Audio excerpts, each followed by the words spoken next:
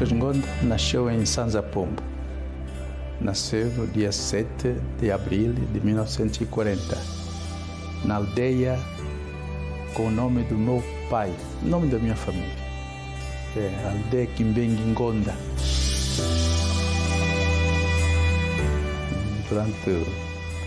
Eu nasci numa fase em que, naquela altura, as aldeias estavam submetidas a um controle hermético, praticamente, do sistema colonial.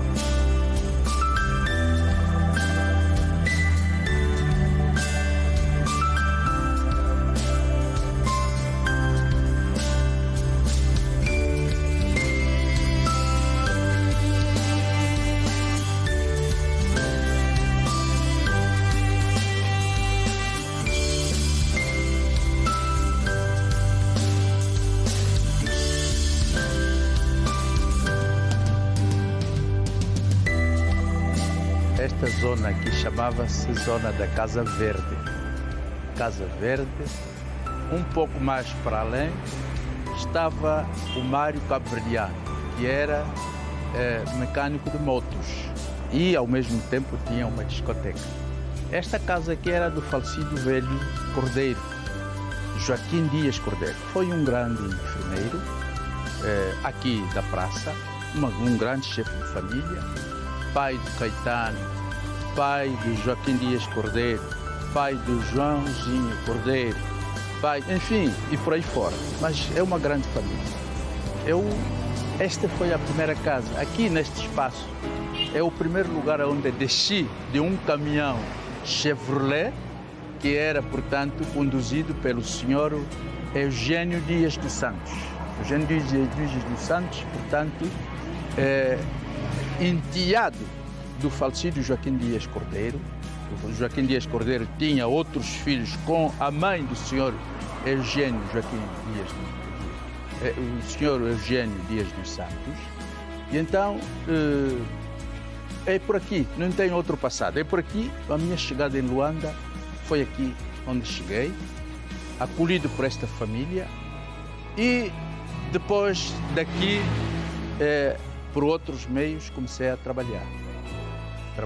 O meu primeiro emprego, saindo daqui desta casa, foi o Banco Nacional de Angola. Atrás da Casa Forte do Banco Nacional de Angola havia, portanto, uma oficina de fabricação de aparelhos de ar-condicionado. É lá onde eu me empreguei. Fui recebido por um engenheiro suíço chamado Engenheiro Kunup, que fabricava, portanto, os aparelhos, e por detrás do banco, onde estava a oficina.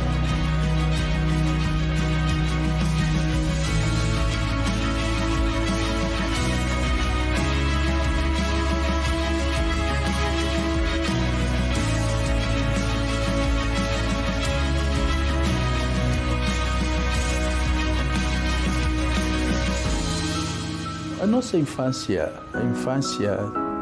naquele tempo, nós começamos a trabalhar na tenra idade. Nós não temos uma infância que vai à creche. Isto são os tempos modernos. Vocês é que vão à creche.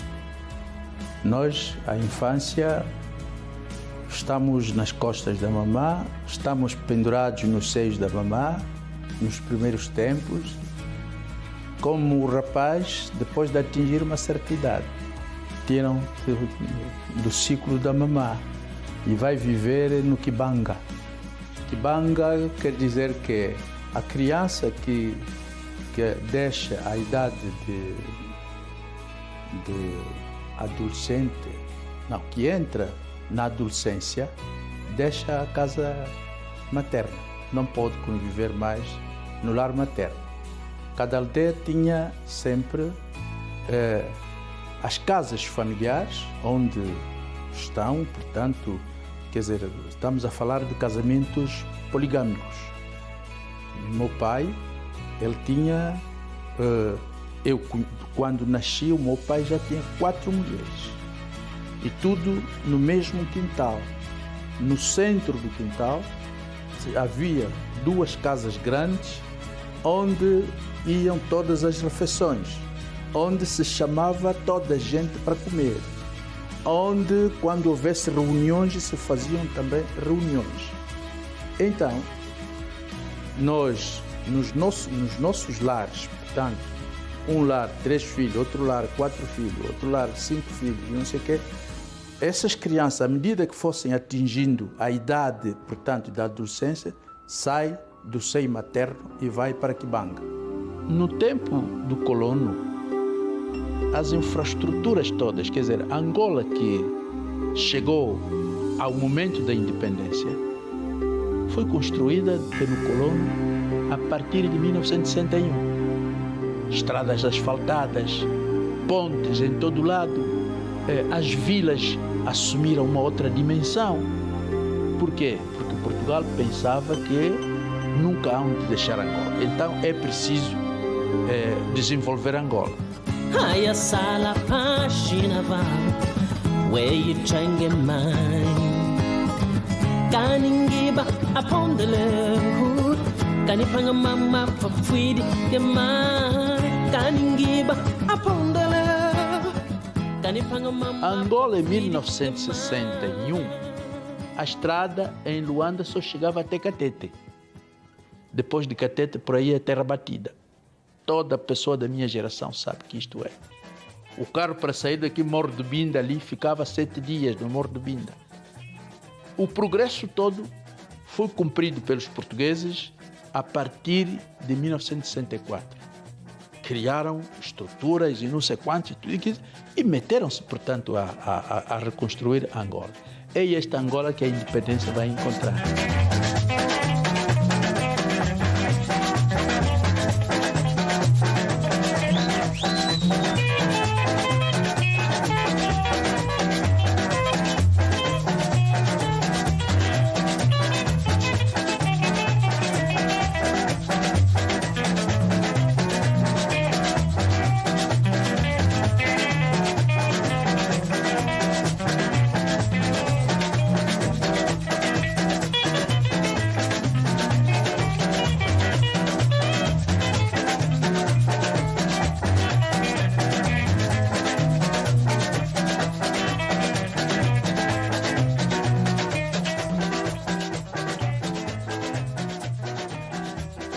Que nos marcou naquela altura, todos nós, é aquele levantar muito cedo de manhã. Por quê? Porque depois, com a cultura do arroz, os velhos, apesar de terem fazendas de café, cultivavam também arroz. E o arroz era uma cultura difícil. Difícil no sentido em que, depois de toda a semeadura, quando o arroz cresce, os pássaros vinham, enfim, em nuvens, praticamente, se assim podemos dizer, e invadiam. E muitas vezes um trabalho de 3 meses fica todo ele no bico dos pássaros. E pronto, aquele trabalho perdeu-se.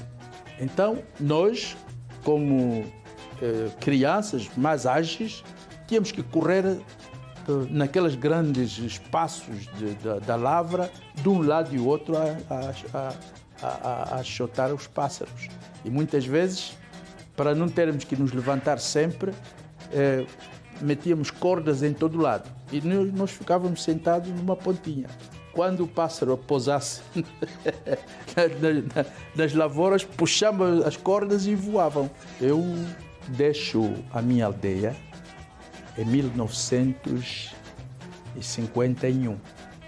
Em 51, porque o pai, como agricultor de café, ele recebia muita gente que ia buscar do viveiro as plantas de café para as suas próprias fazendas. E nós tínhamos a particularidade do pai cultivar o café arábica, que naquela altura o preço, o quilo era outro. O café arábica, o preço era muito mais alto. E então, toda a gente ia. Nessa altura, aparece um sobrinho dele, Domingos Alexandre Coche, disse, olha, leva o teu irmão. Leva o teu irmão, não pode ficar aqui, tudo, ele tem que aprender também. E assim, nós saímos e fui para o Coelho Pombo, em 1951. Naquele tempo, nem sonhava que um dia eu havia de atingir os patamares que eu atingi hoje. Não sonhava isto, mas o que eu tinha como ideal era fazer qualquer coisa. O ideal que eu tinha era fazer qualquer coisa para contribuir para a nossa pátria. Porque eu venho da infância do indigenato. Naquele tempo havia assimilados, não é? Pois, o senhor Joaquim Dias Cordeiro eram, quer dizer, as famílias assimiladas aqui de Luanda. As famílias assimiladas de Luanda. E, portanto, naquele tempo, as famílias assimiladas apadrinhavam muitas filhos de pessoas. E então, eu caí, portanto, no seio desta família, no Uíxe. Esta zona aqui chamava-se Zona da Casa Verde. Casa Verde, um pouco mais para além, estava o Mário Cabo-Verdiano, que era mecânico de motos e, ao mesmo tempo, tinha uma discoteca. Esta casa aqui era do falecido velho Cordeiro, Joaquim Dias Cordeiro. Foi um grande enfermeiro aqui da praça, um grande chefe de família, pai do Caetano, pai do Joaquim Dias Cordeiro, pai do Joãozinho Cordeiro, pai, enfim, e por aí fora. Mas é uma grande família. Esta foi a primeira casa. Aqui neste espaço é o primeiro lugar onde desci de um caminhão Chevrolet, que era, portanto, conduzido pelo senhor Eugênio Dias dos Santos. Eugênio Dias dos Santos, portanto, enteado do falecido Joaquim Dias Cordeiro. O Joaquim Dias Cordeiro tinha outros filhos com a mãe do senhor Eugênio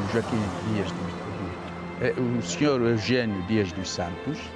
E então, é por aqui, não tem outro passado. É por aqui, a minha chegada em Luanda foi aqui onde cheguei, acolhido por esta família, e depois daqui, por outros meios, comecei a trabalhar. O meu primeiro emprego, saindo daqui desta casa, foi o Banco Nacional de Angola. Atrás da Casa Forte do Banco Nacional de Angola havia, portanto, uma oficina de fabricação de aparelhos de ar-condicionado. É lá onde eu me empreguei. Fui recebido por um engenheiro suíço chamado Engenheiro Knupp, que fabricava, portanto, os aparelhos, e por detrás do banco, onde estava a oficina. Então, nós que trabalhávamos aqui na oficina, vínhamos sempre, portanto, comprar os nossos pequenos almoços aqui nas lojas que haviam aqui, que foram partidas. Pelos vistos, isto já pertence tudo ao banco, mas eram lojas comerciais privadas. E então, ali, quem entra aqui, este espaço aqui era livre. Entrava carros ali para o Hotel Universo. O Hotel Universo tinha a sua entrada aqui assim. Tinha uma entrada aqui e outra entrada lá. Era uma rua esta. Era uma rua que agora está fechada. É uma rua que faz a traseira com o Hotel Universo.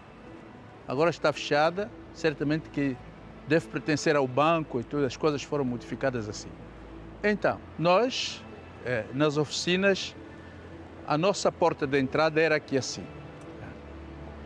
A nossa porta de entrada era aqui, tá? E eu creio que era a porta de entrada aqui, pois. Do lado esquerdo, aqui está a escada, do lado esquerdo, aqui, do lado esquerdo, não sei o que é que há agora, era, portanto, a oficina onde onde trabalhavam as máquinas do ar-condicionado. Nós fabricávamos as grelhas. O engenheiro suíço, engenheiro Knupp, ela era a pessoa que se ocupava, portanto, das máquinas. As grelhas todas partiam daqui, nós saíamos daqui e íamos montar todo o banco. E cada gabinete tinha aberturas nas grelhas onde saía o ar-condicionado. Mas as máquinas todas estavam montadas aqui atrás. Esta parte toda que vai até lá é Casa Forte. Quer dizer,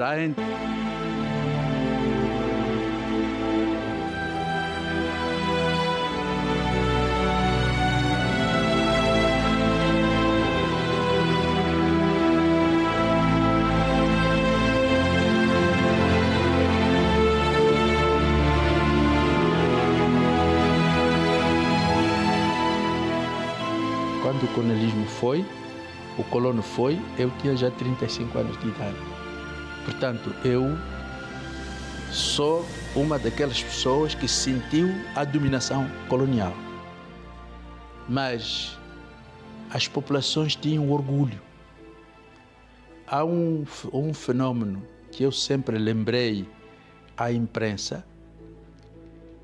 Em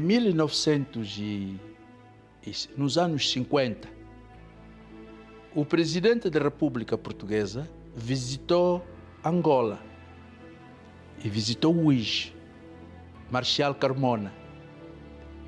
A partir das políticas de Marshal Carmona,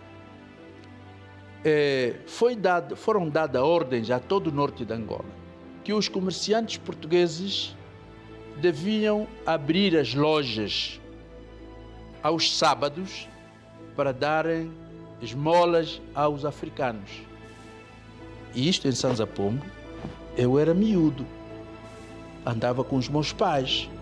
Era miúdo, a volta de 10 anos ou qualquer coisa assim, andava com os meus pais. Sábado abriram-se as lojas e ninguém foi receber as esmolas. Os velhos nas aldeias, nas regedorias reuniam, mas quem é este que vai nos dar esmolas? Eles vieram, eles são do Minério, vão abrir. Também gostamos de comer peixe seco e tudo, mas ninguém vai lá buscar. E ninguém mesmo foi buscar a esmola. Imagina esta dignidade daquele povo.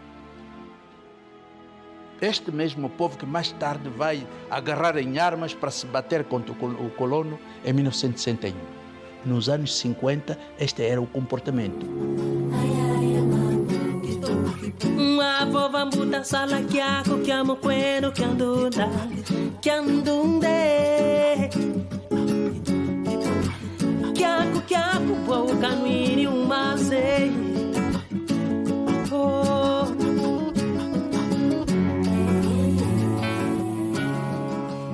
Quando o indigenato foi abolido, o indigenato foi abolido, o governo português, num decreto publicado em 1962, criou, portanto, o Instituto de Trabalho.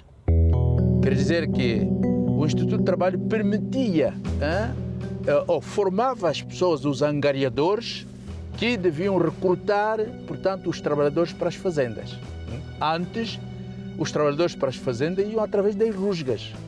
As rusgas era, portanto, aquela apanha dos pretos nas sanzalas e tudo, queimava-se as sanzalas, levava-se os homens, as mulheres a chorar e não sei quantos mais, e depois eram mandadas para as fazendas. Os administradores tinham as listas destas pessoas e depois distribuíam para os fazendeiros. Os fazendeiros levavam este pessoal. Então, essas conversas todas, para nós os jovens, tinham um sentido muito forte, em relação, portanto, à luta que se fazia lá fora. Os mais velhos que não quiseram ficar em Sanza Pombo queriam ir ao UIS como voluntários nas fazendas, trabalhar nas fazendas. Eu alistei-me, portanto, com os mais velhos. Eu vim parar no UIS, naquela altura, na fazenda Ribeiro da Costa. Não, a escravatura foi abolida, mas havia o trabalho forçado.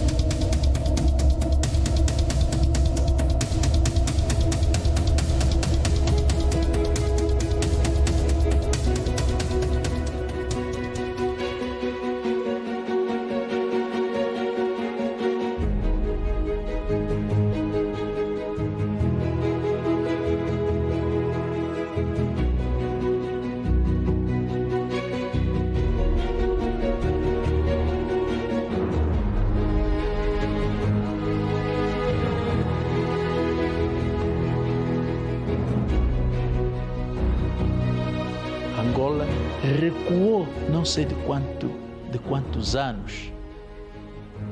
Recuou de quantos anos. As estradas continuaram impraticáveis, tudo foi abandonado lá. Tudo foi abandonado.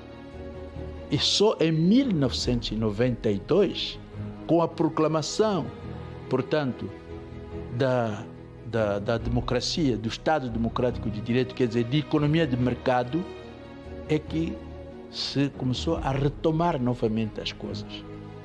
Bom, apesar de existir ainda confrontos com a UNITA e tudo, que ocupava praticamente o território todo, mas foi-se recuperando algumas infraestruturas, que só depois da morte do Dr. Savimbi é que Angola começou, portanto, a assumir o verdadeiro desenvolvimento, o esforço em verdadeiro desenvolvimento.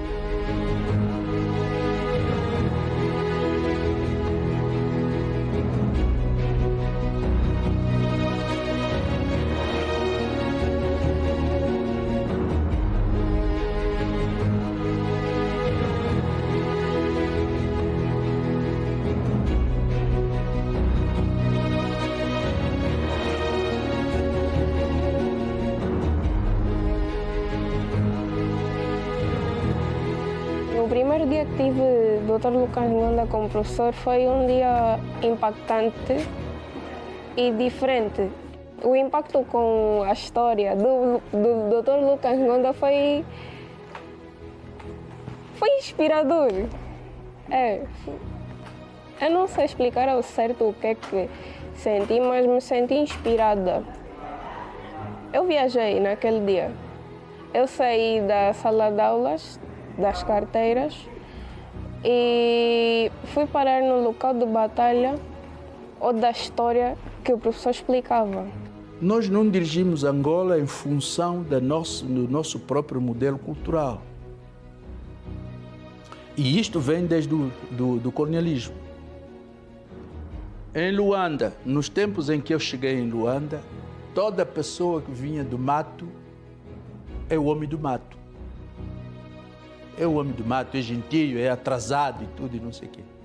Então, para você ser reconhecido, tinha que imitar os banditismos, os gestos de pessoas daqui de Luanda, os truques e tudo, o falar e tudo. Quer dizer, você assim era estimado que, bom, esse é mesmo luandense. E então, que aceitar aquelas coisas lá do europeu e tudo e não sei quanto, você é assim, e tem escultura, coisa. É isto. Quer dizer, este espírito ficou até hoje. Está vendo? Mas nós, na Angola, independente, livre, temos que combater isto. Por esta razão é que tem que se dar muito valor às comunidades rurais, porque é lá onde está a cultura. Como dizia o de Gaulle, a França verdadeira está no campo e a nossa Angola verdadeira está no campo.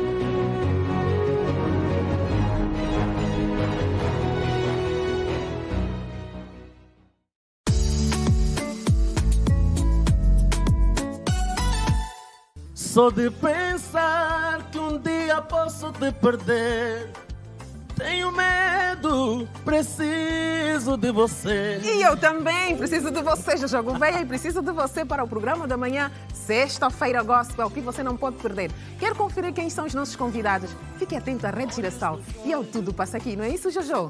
Olha. Então não tenha medo. É nós. Vamos embora. Não sei viver sem ti. Abraço apertado, as lágrimas caem.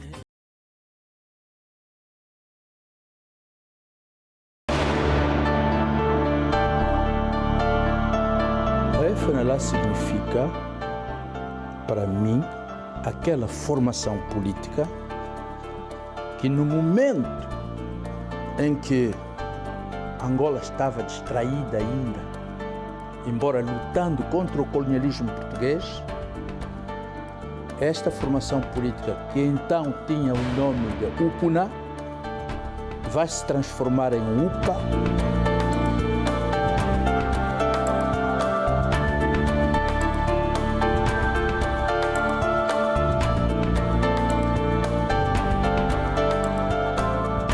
e vai pensar que a escravatura tinha que acabar em Angola, o trabalho forçado tinha que terminar em Angola. Para português, macacos, não faz favor. Olha, filha, puta, macaco, ele me boca. Para português, macaco. Olha, talvez esse que está a mover. E esse aqui não, esse é bromatório que existe. Olha o dedo. 350 bromatórios. Se você não acabar esse 160 metros de comprimento, então logo você conta bromatório. E que a única forma de terminar com o trabalho forçado em Angola não podia ser simples discursos. Que procediam a novos recrutamentos. Nessa altura, recebiam algum apoio militar da Tunísia e completavam os seus recursos com material de armamento que capturavam à tropa portuguesa. O treino é incipiente e as emboscadas primárias, mas conseguem surpreender a tropa, que, embora com preparação militar e armas incomparáveis, quase nada sabe acerca do inimigo.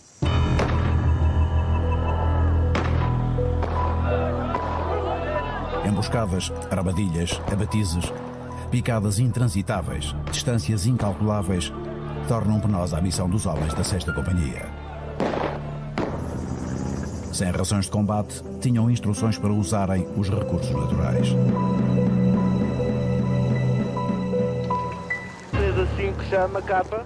Dezenas de abatizes, cuja remoção exigia por vezes o recurso a petardos, continuavam a ser uma importante arma da UPA para travar a marcha das colunas através de emboscadas.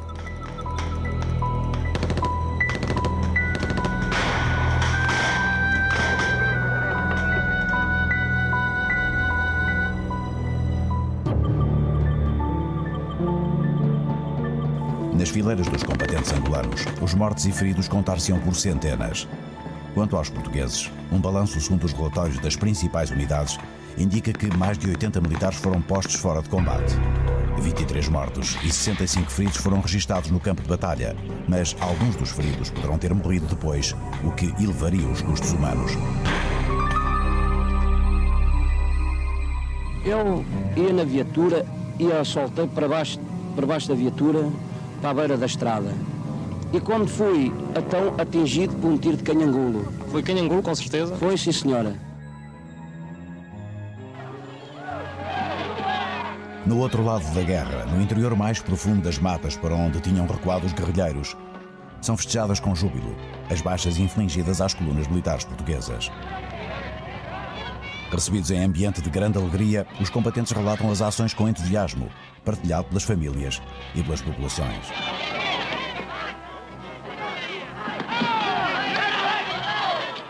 They told us that they had ambushed a Portuguese patrol a few miles away. One boy had killed 2 soldiers. The extra weapons they were carrying lent weight to their story.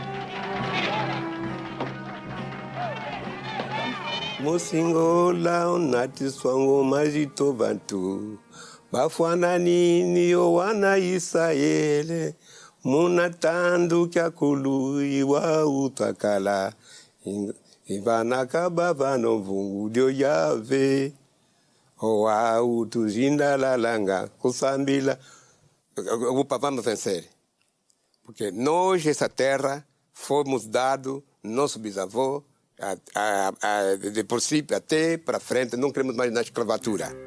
Depois da independência, a FNLA não se afirmou aqui dentro. Aquilo que vos posso dizer é que quando Angola ascende à independência, há confrontações e destas confrontações resultou a ocupação do território pelos cubanos. As nossas forças recuaram nas zonas tradicionais que serviram para a guerra de libertação. Estivemos à base do Coba, todos os nossos militares foram para Coba, aqui, portanto, na província do Bengo, Nambangongo, Kikulungo e por aí fora. E as outras forças recolheram, portanto, no Quilquango, na região de Santa Cruz, Mucumbi, ali Macocola, ali na região, portanto, de quem sai do Popocabaca, no interior da República Democrática do Congo, mas no interior de Angola. Já não tivemos a oportunidade de utilizar a base de Kizamba, que estava aí próxima, porque, estando Angola já independente, nós queríamos fazer tudo no interior do nosso país. E então a população instalou-se, portanto, na frente número 2. Chamamos frente número 2 e a frente número 1, aqui as forças que se encontravam praticamente do lado do litoral, né, de Luanda para lá, e ao leste, Malange, por aí fora é a frente número 2. E aqui, Dalatando, Kwanza Norte, Zaire, Uís e tudo, a frente, portanto, número 1. E a questão que se põe naquela altura, sobre a questão que levanta de afirmação da FNLA, é que nós lutamos para a independência de Angola. Seria bom ou não continuar num combate fratricida? Quer dizer, uma luta, desta vez, já não é o colono que está em jogo, mas sim os próprios angolanos. Também nós tínhamos os cubanos aqui. O combate seria contra os cubanos interpostos. Mas, refletindo muito profundamente, nós víamos que o próprio povo de Angola é que havia de sofrer mais que os cubanos que vieram ajudar o MPLA. O nosso líder, na altura, o presidente Álvaro Holden Roberto, decidiu de que não nos devíamos envolver na guerra aberta. Mantivemos as nossas forças nas bases principais para a defesa, para a sua própria defesa, mas o envolvimento na guerra, o velho pensou que seria mais prejuízos para o próprio povo de Angola.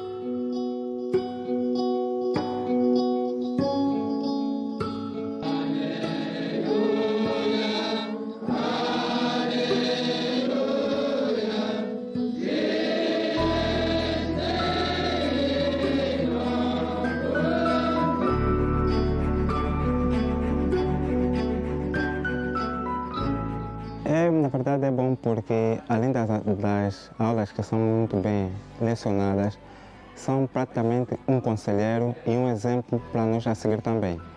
Na segunda semana de aulas, na segunda aula com o professor Lucas Ngonda, olha, foi uma aula diferente. Naquele dia falamos sobre a independência, se não me engano.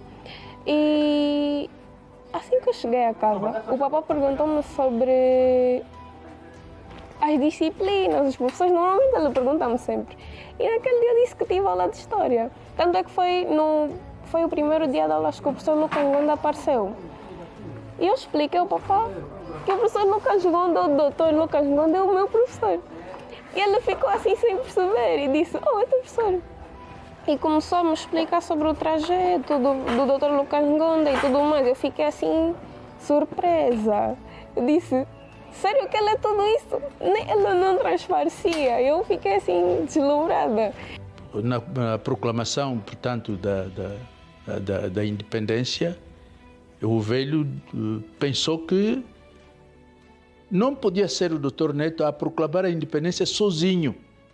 Daí a razão porque o velho vem com as forças, 2 batalhões das forças zairenses para entrar em Angola e não permitir que a independência do nosso país fosse proclamada por um só partido, porquanto existia um acordo em que as 3 forças políticas principais do país assinaram.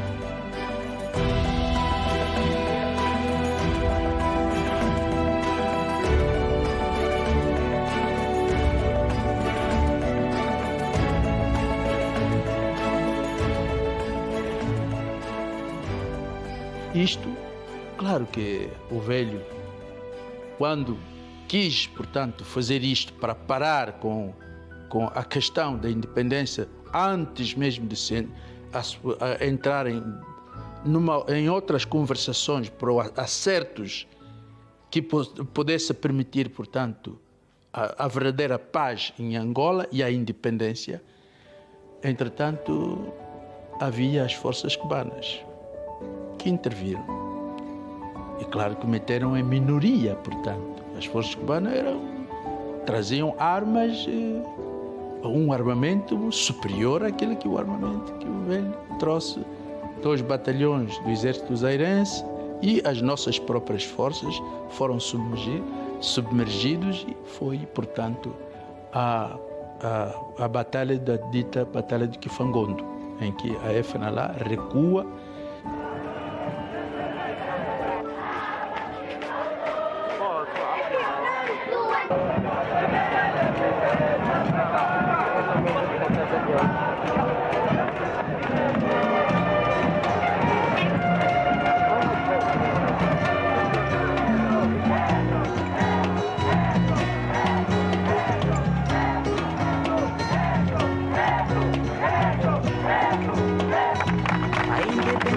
Está chegando e a terra já vai resplandecer.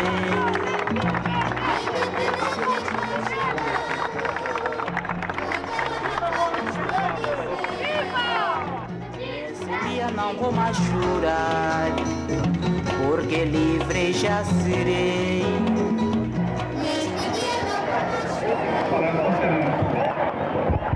Camaradas,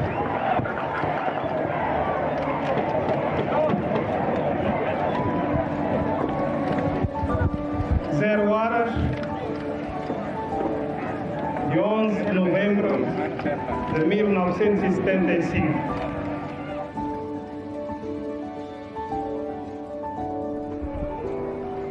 Proclamo solenemente perante a África e o mundo a independência de Angola.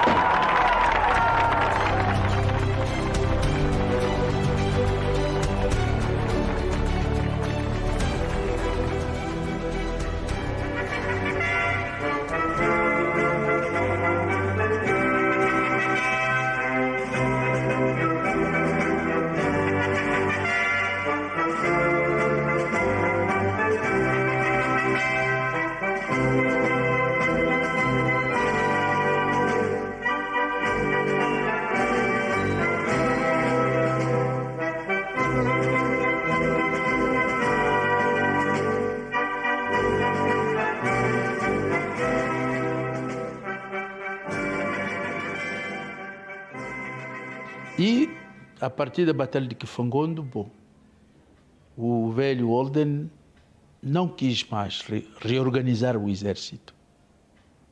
E, a partir dali, a FNLA entrou mais num processo político que processo militar. E porque, em 79, o velho é expulso da República Democrática do Congo, então Zaire, para a França. E o velho, o Holden, vai passar portanto, de 79 até 92 do nosso regresso em França. Já que Agostinho Neto proclamou a independência em Luanda, então nós vamos formar um governo. Vamos formar um governo. Custa-nos balcanizar o nosso país. Eu sou testemunho ocular destas conversas, sou partícipe também, isto que lhe estou a dizer. Custa-nos, portanto, balcanizar o nosso país, mas neste momento não temos uma outra saída. É assim que se pensa em formar a República Democrática de Angola, que teria como sede, como capital, Huambo. E por quê? Porque a FNLA e a UNITA, unidos, seria a maioria, ou era a maioria, portanto, do nosso país. E pensou-se que, naturalmente, quando chegar o momento de se apresentar este tipo de situação junto das instâncias internacionais como a OUA, a Organização da Unidade Africana, eles vão ter que reconhecer o governo que tiver a maioria. Está bem? E isto aconteceu. Depois de proclamarmos a República Democrática de Angola,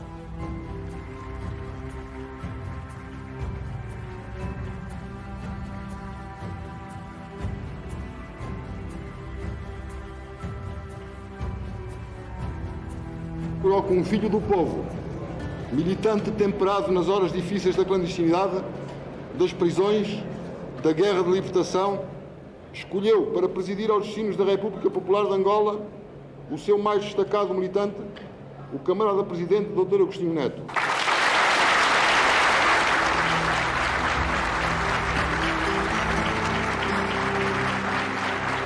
Porque Luanda já tinha proclamado a República Popular. Depois de proclamar isso, houve uma cimeira da OUA na Uganda. Na cimeira da OUA, os chefes de Estados presentes ficaram divididos 22-22. Mas quem desempatou esta divisão, o presidente da Uganda estava mais inclinado no reconhecimento do MPLA, da República Popular de Angola. Então, o presidente da Uganda, sendo ele o presidente em exercício da OUA, desempatou. Ele votou a República Popular de Angola. Assim, todos os outros países começaram, portanto, a reconhecer a independência da República Popular de Angola. E a República Democrática não foi reconhecida por quê? E isto também eu tenho que dizer. Porque o Dr. Savimbi, se o MPLA aqui expulsou-nos, nós e a UNITA, de Luanda, lá a UNITA começou a nos combater para nos expulsar também do Uambo. É assim que a OUA, os entendimentos dos chefes de Estado que estavam na OUA, mas então estes que formaram este bloco, se eles entre eles mesmos estão a lutar, então é melhor reconhecer o MPLA. É assim que o MPLA foi reconhecido. Nós que sonhávamos uma Angola, uma independência, que nos devia trazer os sonhos da nossa infância, os sonhos da nossa juventude, os sonhos dos nossos pais, que lutaram no tempo das guerras de ocupação dos portugueses e nos falavam a nossa missão. Entramos novamente em guerra. Isto foi doloroso. A guerra civil durou quase 27 anos e destruiu vidas, destruiu infraestrutura, destruiu o país todo. Conseguimos entrar num período da paz. A guerra que destruiu praticamente grande parte de infraestruturas que nós tínhamos. Se os angolanos não assumissem a peito e muito seriamente na reabilitação dessas infraestruturas, até hoje, estaríamos a fazer 20 dias para chegar às Lundas. Bem, algo tão impactante que aprendi com o Dr. Luca Pes, nós estamos na iniciante do ano letivo, são as intenções e os objetivos a seguir quanto nós termos cá na academia. Se tu queres ser grande, tens que andar com os grandes. Eu ainda não ando com ele, mas pelo facto de frequentar as aulas dele, eu já me sinto assim, um bocado grande também. É o início. Então, eu procuro sempre beber da água que ele nos dá, do que ele nos ensina. O presidente Eduardo dos Santos, ele trabalhou para pacificar o país, terminar com os focos da guerra civil. Ele conseguiu, antes da sua morte, conseguiu reabilitar algumas infraestruturas fundamentais do país, como as estradas, a reconstrução das vilas e tudo isto. Ele conseguiu. E este novo presidente, a aposta dele não é errada. Hoje nós podemos não estar a compreender, mas ele não está errado em apostar no desenvolvimento da economia nacional. Porque se nós mesmos não soubermos produzir nada, onde é que vamos parar com esta Angola? Será uma Angola sempre dominada por outros? Nós temos que ter a nossa economia nas mãos.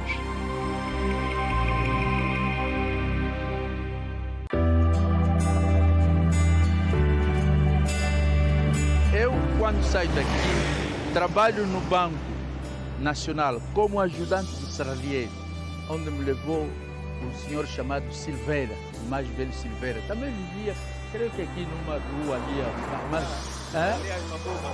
nas Bambubas, exatamente. Olha, ele tem boa memória ainda, se lembra, do mais velho Silveira, que me levaram lá, disse, miúdo, olha, vai lá, vem cá trabalhar conosco.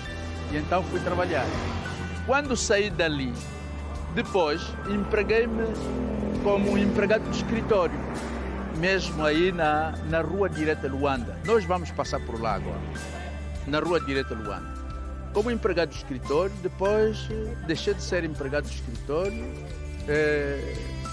passei como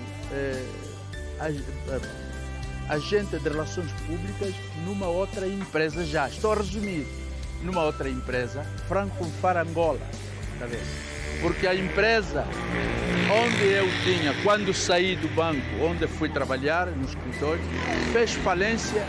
O senhor Antônio Zé Damaso, que era o proprietário da empresa, chegamos de ir até o UIG fazer publicidade de tecido linho que se usava naquele tempo. O linho era um tecido fino, que as pessoas, os jovens e tudo usavam. E então ele importava aquele linho, mas não encontrou um mercado favorável aqui. E viajei com o filho para o UIG para fazermos a promoção, mas não deu. De regresso do UIG, ele declarou falência, porque já não conseguia pagar os empregados. Então fui trabalhar para uma representação de medicamentos, Franco Farangola. É na Franco Farangola onde fico muito tempo.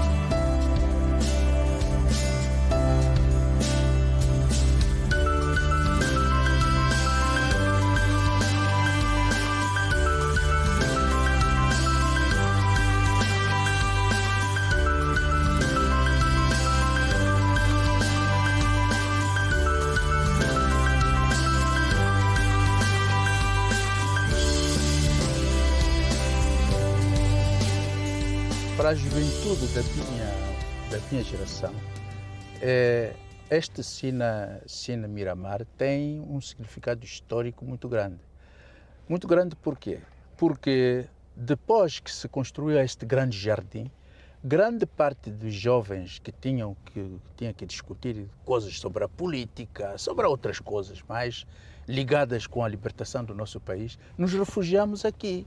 E, claro que estávamos espalhados todos por grupos.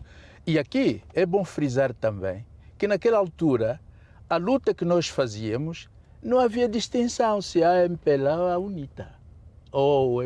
A UNITA não existia na altura, mas era só a libertação de Angola que nos preocupava. A sensação que tenho, quer dizer, bom, não se evoluiu muito, está a ver? Não se evoluiu muito, porque o que é que nós estamos a ver aqui? Habitações muito pobres. E as pessoas que viveram aqui eram nobres, enfermeiros, que era raro naquela altura. Comecei a dar aulas em Luanda, em Angola, portanto, depois do meu regresso do exílio. Portanto, bom, entrei para a Universidade Agostinho Neto, na Faculdade de Economia, e iniciei as aulas. Bom, o ensino estava nas mãos de estrangeiros. Muito cubano, muito vietnamita, muito brasileiro, alguns portugueses, e búlgaros, professores da Europa do Leste, professores soviéticos. Mas o presidente José Eduardo dos Santos, depois de proclamar a economia de mercado, decidiu, portanto, adotar uma outra política e convidar professores de outras latitudes, não é? Eu, quando entrei na Faculdade de Economia, depois fui vice-decano, uma das missões que me tinham sido incumbida era, portanto, a substituição de professores estrangeiros por professores nacionais. E Para a abordagem deste trabalho o exemplo que nós apresentamos é a importância econômica da barragem de Capanda. Um momento difícil para mim foi abandonar Angola. Eu nunca sonhei viver num país estrangeiro qualquer. Foi mesmo doloroso.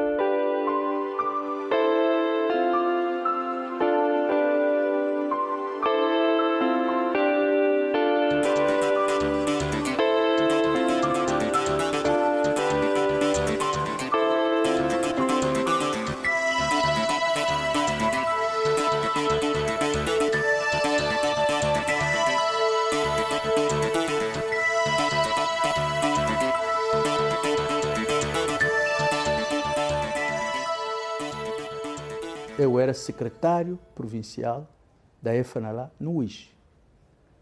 No dia 3 de janeiro de 1976, os cubanos ocuparam o UIS.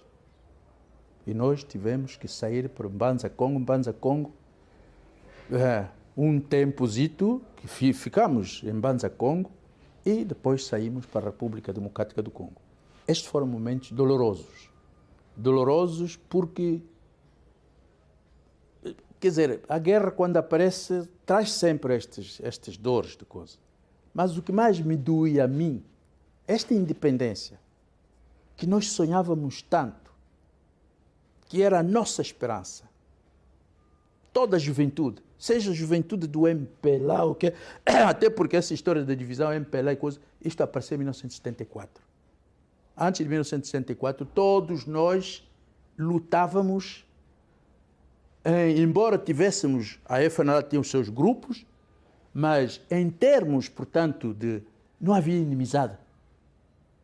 Uns ouviam a Angola combatente, outros ouviam a voz da Angola livre, todo angolano queria ouvir, ter notícia da luta de libertação nacional. Lá para a volta das 19 horas, o angolano que gostava dos bares já não estavam aí, a juventude ia correr em casa, todos nós começámos a comprar rádios para termos notícias. O que quer dizer que havia um sentimento de unidade que os partidos políticos, quando se instalam oficialmente no país, destruíram este sentimento.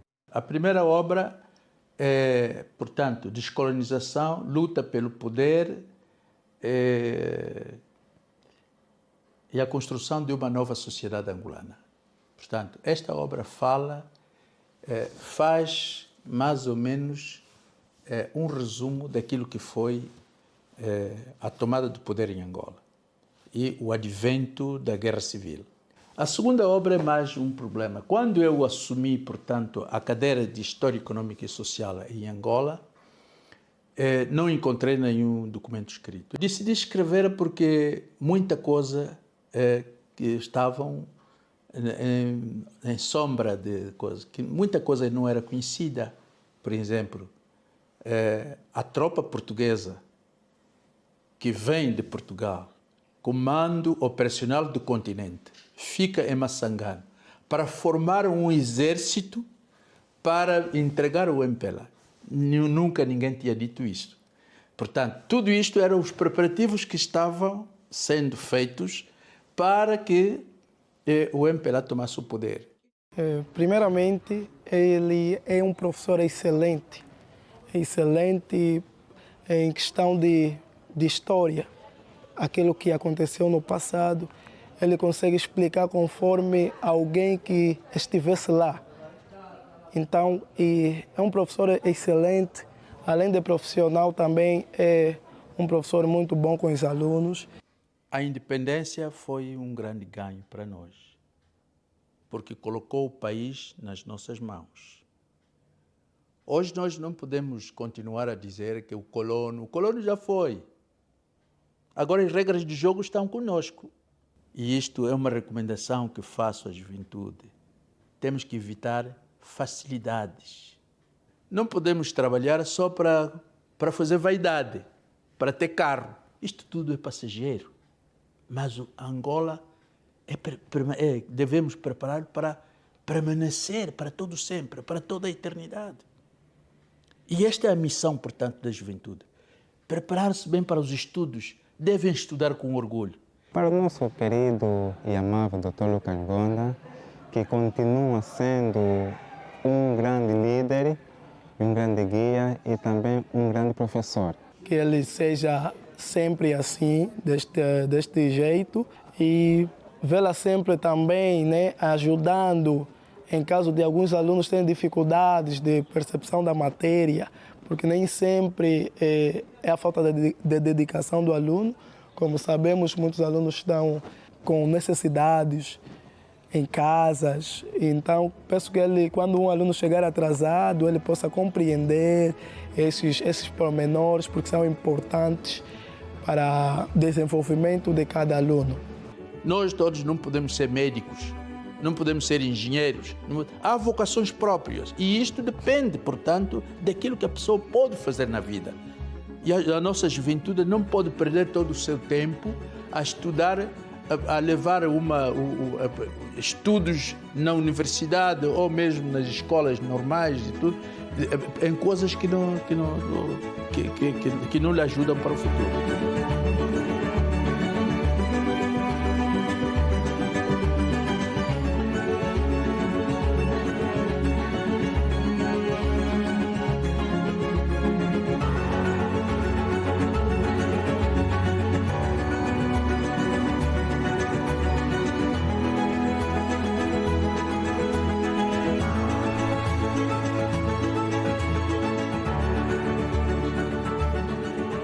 Eu gostaria de deixar uma Angola harmoniosa, uma Angola com uma juventude desafiante. Eu morro pela juventude. Uma juventude desafiante e que consiga, portanto, vencer os desafios do nosso tempo. Apostar no desenvolvimento da juventude é muito importante. Apostar na ciência é muito importante. Apostar no futuro, quer dizer, dar alma ao angolano de amanhã. É isto que pode garantir a nossa sobrevivência.